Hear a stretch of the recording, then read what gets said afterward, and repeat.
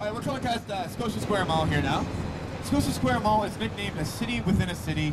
Tons of places to shop. There's a huge food court. Also, lots of businesses run their offices here. You can also see it connects to Barrington Place shops. And the two of them are connected by a pedway. We're going over, or under a pedway right now. And this pedway goes all the way from Scotia Square Mall here, straight down to the Marriott Hotel and the Purdy buildings, and over to Casino Nova Scotia. And I'll talk about all of these buildings once we hit the other side of them. With the pedways here, you may be wondering why we need pedways. Apparently the weather is beautiful here in Halifax. Not always the case though.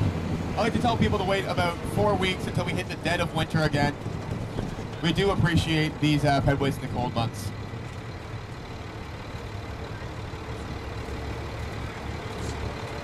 All right, now as we get ready to come past the casino, you may notice we have some ships and a big bridge coming up over our shoulders, which means we are getting pretty close to the water.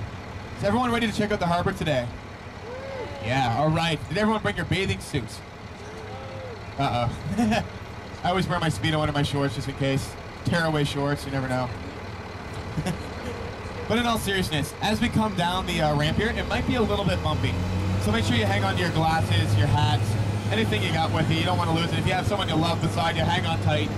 Also, for all you little guys, watch your head, because you don't want to bang it on the side of the post as you rattle around.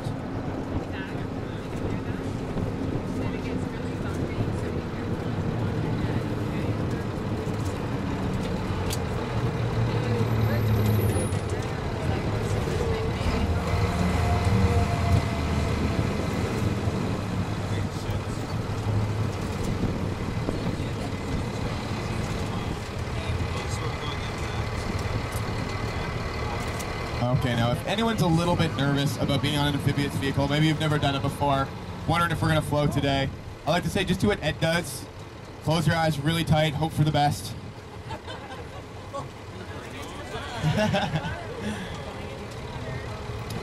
No, I didn't mention at the beginning of the tour, but we do float purely on positive thoughts. It's a miracle of physics. So we're going to get everyone to hang on tight and do a ribbit on 3. Everyone get a bar in front of them. Ready? 1, 2, 3. Ribbit! Woo!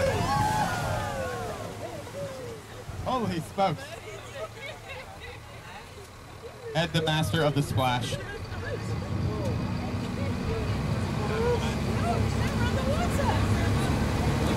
All right, we get a bit of a miraculous transformation going on right now. We're turning off our wheels. You don't need wheels in the water. You do need a propeller, however, and we got one right underneath those blue stairs there, starting up. At the end of the tour, you can even look under the boat and see the propeller there. And it's going to push us around the harbor today. Now, as we come out, I'd like to welcome everyone to the second largest naturally occurring ice-free harbor on the entire planet Earth. Second only to Sydney, Australia. And our harbor here is shaped kind of like an hourglass. If we go to the Shabukto head, Shabukto being a native Canadian word, a Mi'kmaq word, for a large body of water, it's going to be about 10 kilometers in width. That narrows down to 1 kilometer here at the narrows and winds back up to 15 square kilometers at our Bedford Basin. The depth of the harbor also quite substantial. It ranges from about 21 meters on average all the way down to 71 meters at its deepest. So deep enough and big enough to bring some of the largest ships in the world through the harbor here. Actually, when we chose this site for Halifax, we chose it, one, because of the hill, but also because the harbor here never froze over, and it was large enough to bring in the entire British Navy fleet all at once right in and dock up here in the harbor. Now, speaking of Navy fleet, we're going to get a good look at some of our boats here in the Canadian Navy. The first one I'm going to talk to you about today is the 300. But first, you may be wondering what this barrier is in the water. This is put up by the Department of National Defense themselves, and it says 200 meters on it. And that's designed to keep everyone 200 meters from the Navy fleet at all times. Of course, that's for security purposes. All right, now the 300 series here is a City-class patrol frigate. It's a battleship, and it's this ship's job to go out in the water and be the muscle of our Navy. It's got torpedoes and missiles on board, as well as a 650 caliber machine gun, you can see at the top there. And they can even land Sea King helicopters right on their deck. Now these guys are also very maneuverable. They can travel at their top speed and still stop within 1.5 of their own length. So very maneuverable, and they do help with all of the fighting where we didn't need it here in Halifax. The most recent mission I've heard that these boats have been on, the 337, was down in Somalia, where they have been having a lot of pirate attacks on their ships and their coastal cities. So they decided to send some Canadian ships down to help them with the peacekeeping there. Also, you'll see we have a 700 series. Now, all of these boats with 700 in the title are military coastal defense vessels. And it's their job to go up and down the coast, make sure everything's safe and sound. They escort other ships around on their missions. They're essentially the jack of all trades here in the harbor. And they can turn on a dime. They can actually spin around 360 degrees without moving anywhere. Their propellers go totally sideways. Now you'll see we have some Navy officers out here in dinghies as well.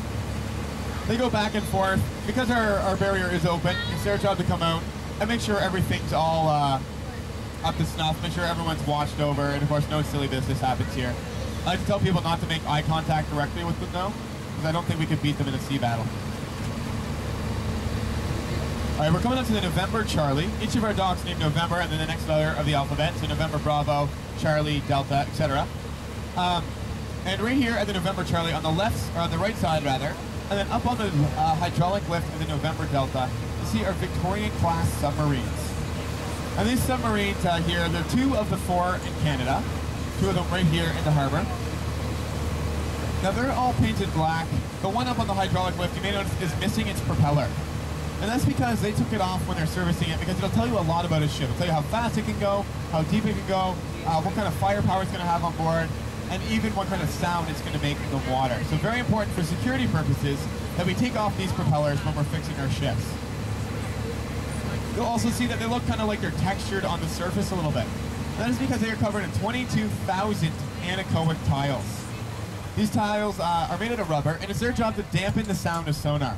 So as a sound wave travels through the water, it's going to hit the boat, and when it does, rather than reflecting that sound back, a lot of it's going to be absorbed, of course, making them very hard to detect underwater with sonar. Now as we turn around, we'll get a nice long look at our bridges here. The further off is the McKay Bridge, the closer the McDonald Bridge. Hello! And these bridges link us to our sister city. Now, our sister city is called Dartmouth. It was founded 1 year after Halifax, back in 1750. And this city here is known as the City of Lakes. Within its confines, there's a very impressive 23 lakes in Dartmouth City. Also, Halifax, you may not have heard, is nicknamed the City of Trees. That's because within its confines, we have a very impressive 23 trees. Over here in Dartmouth, there's one building I always like to point out, and that is the brick one with the white windows. That's home to our Coast Guard here in Nova Scotia. Coast Guard is an extremely well-run outfit. They receive thousands of calls every year looking for help out to sea. And they have a 98% rate of successful rescue in life or death situations. So if you average that out over the entire year, they save 8 lives every single day. So we do thank the men and women there for our very safe waters here in Halifax. Alright, now I mentioned we have the McDonald Bridge there. I didn't tell you, however, that that's the 3rd bridge to stand in that place. This is a bit of a love story, so I need an awe from everyone. Ready? Aw. This love story saw a young Mi'kmaq girl traveling across to visit her British sweetheart. Now the 2 fell in love, very romantic. However, her father didn't approve. Father's on board. What do you do when your daughter dates someone you do not approve of? Kill. That's the only answer I ever get, is kill them. This guy took a different approach. He decided to curse a bridge. He said it's going to fall 3 times. Once in silence, once in storm, and once in blood. And they all said, yeah, whatever, buddy. And they went about their day. But you know what? A little while later, a huge storm wiped away the bridge. They said, okay, well, that's weird. So they built a new one. A little while later, they got up. That bridge had totally disappeared in the middle of the night. No one heard it fall. No one knew why. Kind of spooky. So they said, we are officially freaked out now. So when they built this last bridge, they tracked down the descendant of the original chieftain, now believing in the curse, and they said, please come out, relieve this curse, we want to have some good luck with this bridge. And he did, of course, all grudges forgot. He came out, gave his blessing to the bridge, and to this day, it has not fallen down. It's about 60 years now, but we still make sure we turn around before we get under the bridge. You never know. Don't want to press our luck. Over on our side here, we're coming back past Casino, Nova Scotia. Casino Nova Scotia, one of my favorite buildings in the city. It was built back in 2000. It was a $100 million building. And this building here was built originally by Caesar's Palace, later purchased by the Great Canadian Gaming Corporation. And if you want to go into the casino here, you know what, you're probably going to have a great time. I always have a great time when I go in there. But I must advise you bring a watch. Now, there's no clocks anywhere in this entire building. And all of the windows are tinted. So they say time is money, right? Easy to lose track of both when you're having a good time in the casino. Actually, I say this every single day. And yet the last time I was in there, I didn't listen to my own advice. I didn't bring a watch. I thought I was in there for an hour and a half at the most. I came out and checked the clock in the car. Guess how long I've been in there for? 4 days. I was very hungry. I had a long beard. So make sure you do learn from my mistake and bring a watch when you go into the casino. Alright, we also have another couple buildings here I'd like to talk to you today about. And these buildings are the Purdy buildings. They're the most photographed buildings here in Halifax. Now, Purdy 1 and Purdy 2, not just pretty faces, they also have a very unique feature. And if you look at the stilts that they're built on, these buildings have stilts that go all the way up, and they're actually hollow. They're giant straws.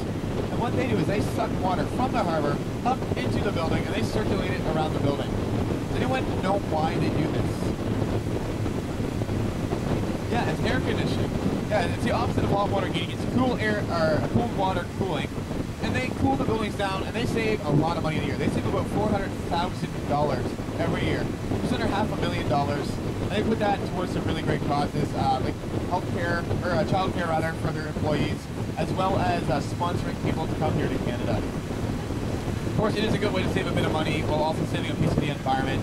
And places like Boston, New York, and Toronto have started using this technique in their newer buildings. Also, we have the Marriott Hotel. Very beautiful building, well received. The architect won a lot of awards for his design. However, the construction crew wasn't quite as careful, and they built the whole building backwards. So originally, this was supposed to be the street sign and vice versa. Of course, you wouldn't notice to look at it, and it could have been worse. They could have built it upside down, I guess. But still a very well-received building here in Halifax.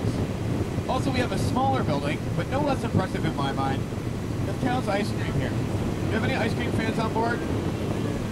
Yeah, myself included. Which leaves me a little bit angry at this building, because they built the building about 500 yards from where I work. I'm a huge ice cream fan. I end up spending all of my tip money every day on ice cream. Hard to watch the girlish figure. But you know what? It's worth it. It's voted the best ice cream in the entire world by a publication in Ottawa. So if you are looking to grab a cone, make sure you check it out on your way by on the boardwalk today.